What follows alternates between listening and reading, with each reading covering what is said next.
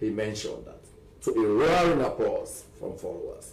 No Sierra Leonean leader has ever been so honored, right? Again, he spoke about the interventions his administration has made, even at the peak of COVID, to ensure that we ameliorate the suffering of our people. You know, I mean, we all live in a small global community, and where government no longer keeps a tight lead on anything. So we saw videos going viral of queues everywhere in neighboring countries, even for basic essential commodities. His government was very clairvoyant to have, you know, put appropriate mechanisms in place, working with the Ministry of Finance, the Quick Action Economic Recovery Program, Response Program, remember that? Right. By that project, $50 million was disbursed to the commercial banks for all lending to importers, so that, you know, the issue of foreign exchange cannot be a problem. So they were able to bring in much needed essential commodities, things like rice, oil, all of those things we need. That was how we never ran short of them. We did not sleepwalk into that assurance. You know, deliberate effort. I mean, hope, transformation, and opportunity while we are investing in this generation, so that they can grow up, look after themselves, look after their communities, and become a blessing to their country and society at large. So he gave that long. We will come to that bit and probably invite those speakers and probably the relevance of what they said to today's event, and probably, if you like, of two key players. I mean, key in the sense that one was former vice president of this country, someone who Minister of Information twice, presidential spokesperson, political and public affairs. I mean, so this suggests probably the crucial role he played in the government then, and also as a critical player, you know, of the All People's Congress.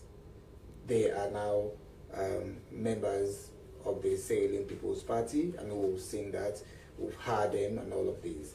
How do you feel as a party? In political settings, and for us as a party, we are not so much bothered, especially when you look at the individuals that you have just mentioned. You know, I always say this. I mean, in answering questions like these, I always say to myself, as a young politician whose only interest is democracy, one that is, you know, livelihood and the nurturing and strengthening of democracy in our country. You know, you look at, you know, the behavior of individuals when it comes to defections. You begin to ask yourself, or you begin to pray that you don't be that kind of politician. And I say this because when you look at, okay, 10 years, for 10 good years, you're a cabinet minister, senior cabinet minister, you've been part of every policy, you've been the defender of every policy of the administration. You just mentioned Mines Minister, you brought in the first Mines and Minerals Act of the country as Mines Minister. You were Information Minister and Government Spokesman, defending every policy of government. You're part of every policy of government. You became Presidential Spokesman, defending every policy, you know, according adjectives and nomenclature in praises of the President then. That's one aspect of it. And then the other, you became the Vice President. And also aspirants. And now in opposition, everything about that party is bad. And everything about this party is Do you agree that they are heavyweights within the All People's Of course, they were described. I, not in my wildest imagination, will ever do something like that. And I pray that I never do something like that. Because how do you receive, we'll come to that. I mean, we wouldn't know probably the reasons why, like you said, I mean, when it comes to defection, I mean, these things all over the world do happen, and people have their, you will not, I mean, as you sit here now, you have said, but then we also wouldn't know. But for, I mean, as we all have agreed, We are not bothered as a these party, are seriously. heavyweights of the party, and seeing them leave the party probably might have something otherwise altogether. But then the Sierra Leone People's Party, how do you receive these two candidates? Well, so, I mean, politics is a numbers game. I mean, it's mentioned the very spectacular credentials of the two gentlemen. My immediate predecessor, Alhaji Alfaka, he actually handed over to me, and Honorable Dr. Victor Bokari for, characteristics. I've listened to both parties. They feel very welcome. Well, will come and feel at home. So, an alliance towards independence. Remember, the United Front. Just 2 weeks ago, His Excellency was at Bintumani. At Bintumani, where he struck a deal. He signed a progressive alliance pact with Dr. Kande Yumkela. So His Excellency is looking for progressives across all political parties that will come together and crack up the very binding constraints that I've heard. He did say, no matter how much honey you add to, honey does not become sweeter because you added onto it. It only makes it plenty. That is what this is about, right? So we value them, we welcome them, we congratulate them for seeing the light. It's probably late, but it's better late than never, right? I mean, in the SLPP, this is a very decorous party. We're not the customer make us day. We're not do violence day. So you're like that old pa, you have ideas to sell. This is a very progressive party. We trade in ideas. We trade in. Are you expecting more defections from the All People's Congress particularly? Oh, I'm just reading is it your deputy organizing secretary for the Western Rural or something? I just read that online. So I mean we are harvesting defectees right now. I was in Kono 2 days ago with His Excellency. He went on a town tour.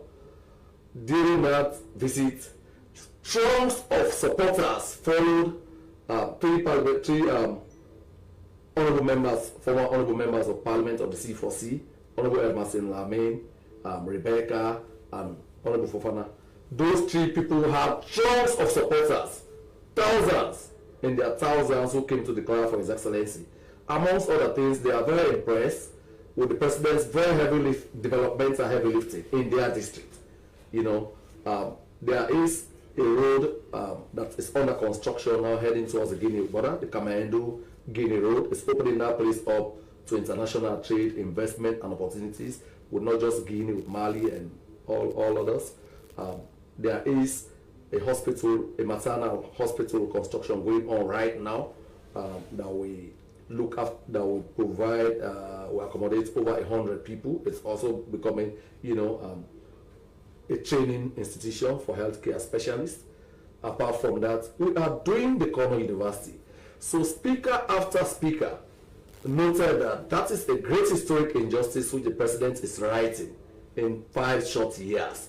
And they are so very proud of him as their most developmentally oriented in-law. Remember, they have had in-laws before who come from Kono, right? So this is their very best because he's taking development to them. He's shown them the light, right? He has not just said it, he has done everything he has promised them, including doing things he's not even done. In Lonsa, where we went, again, it was another defection festival, where the president went to present a 38 million euros check for community development, Dr. Sheikh Umar Kamara, the community relations person, himself an indigenous of Lonsa, noted that since they started mining in Lonsa in 1933, no government has ever done that kind of presentation to them. So this is for 2 chiefdoms. They have never had it, nothing, since they started doing exploration there or mining in 1933. Talk to me about the alliance with the NGC. Well, it's a progressive alliance of like minds who are concerned, who are committed, and who are desirous of moving this country forward by all means necessary. His Excellency noted very clearly. So look, I know this country has great potentials, locking in various political parties. He noted that, look, in the NGC, you have great minds there, progressive Sierra Leoneans, hugely experienced. In the APC, you have those. In other political parties. So he wants to provide a home, a vehicle for these progressives to come and work and take this country to the next higher level.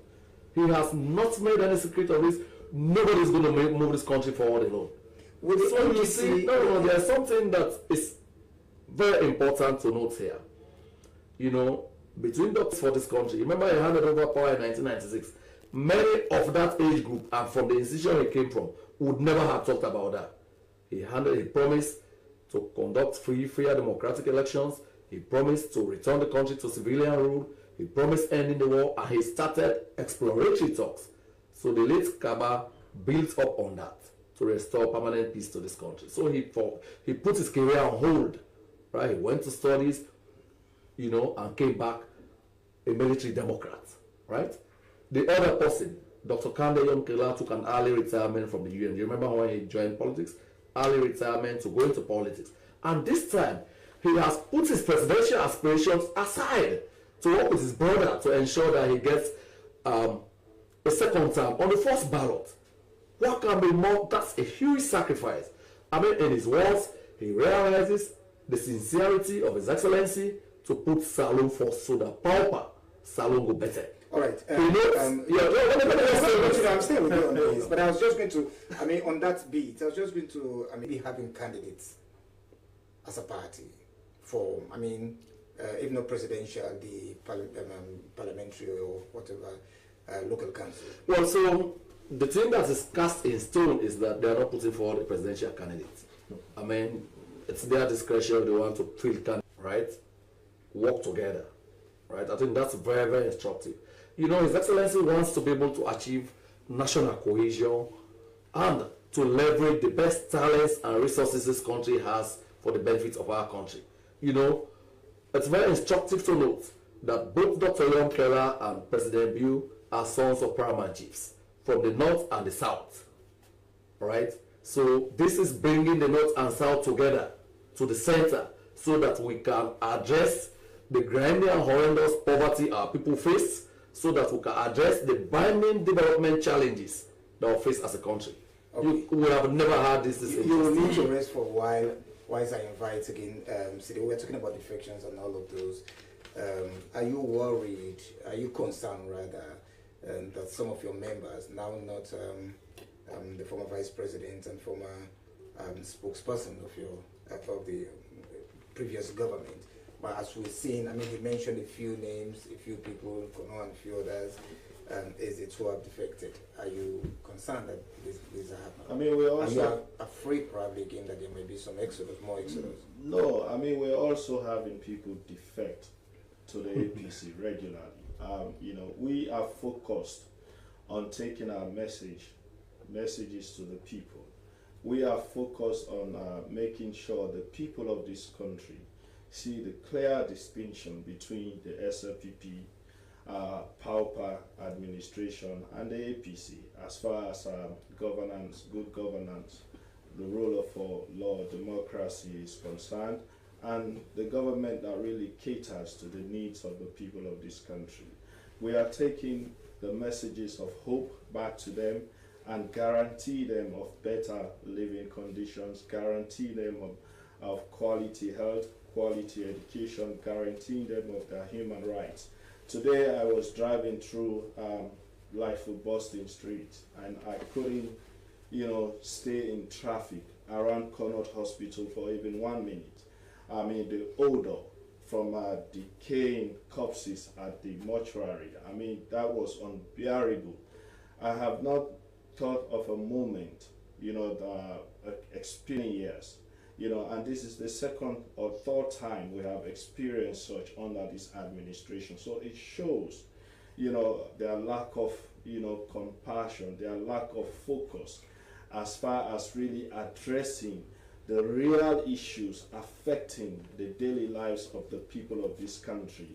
You know, they are more interested in living a grandiose of governance, projecting themselves on the international stage and forgetting about addressing human rights issues. We've seen the many human rights abuses, the extrajudicial killings, the arbitrary arrests. You know, we've seen, you know, how rice, the basic commodity that people rely on, is now moved to close to 700,000 from 200,000. I mean, I've mentioned the dollar, for example, is now 2,300,000. I mean, these are the messages that we are taking to the people of this country, for them to see the options that they have in 2022. We'll come to the campaign message, and we're talking about defections and your words. So you want to give me the same opportunity to respond to the litany of things he's accused us of. About the alliance. You know, as far as we are concerned, you know, when you project yourself to be a Democrat, father of democracy, and you have a situation wherein you suppress every political party that you think, you know, does not agree with your policies or with the way that you want things to be done, you make it difficult for them to participate or to have the democratic space. And then you make it impossible for parties to be able to fully have representation, to a point of now cajoling or suppressing them into either supporting you or forming alliance with you so that you become the sole candidate. I mean, you cannot refer yourself to somebody that is promoting democracy, especially where we've heard statements of you wanting to go unopposed, or you know, I mean, so is that a rumor? Is that a hearsay? I mean, it is factual. We've heard that. We've heard those statements. These are factual. Where did you hear them from? We've heard that from the First Lady. We've heard that from His Excellency the President. Of course. You know. Okay. So that in terms of the NGC, that's the NGC, the NGC, I did not interrupt. I did not. Look, I am very much aware of the consequences of the statements I make, especially those that have to do with the First Gentleman and the First Lady. I am very much aware. So if I am not sure, I wouldn't state them. I want you to know this because I know the consequences. So I'm very much sure of what I'm saying here. You know, so when it comes to the alliance, for us, we don't see nothing in it, really. We have somebody, an individual, that has decided to move to support His Excellency the President, to form an alliance with him, together with few members of his party. And I can also tell you that there are heavyweights, you know, who were members of the same party, forming alliances with other political parties. Like the All People's Congress? Same way. Like the All People's Congress Party? Oh yeah, we have a good number of people from the NGC that are working very close with us, you know. And is it also true that the All People's Congress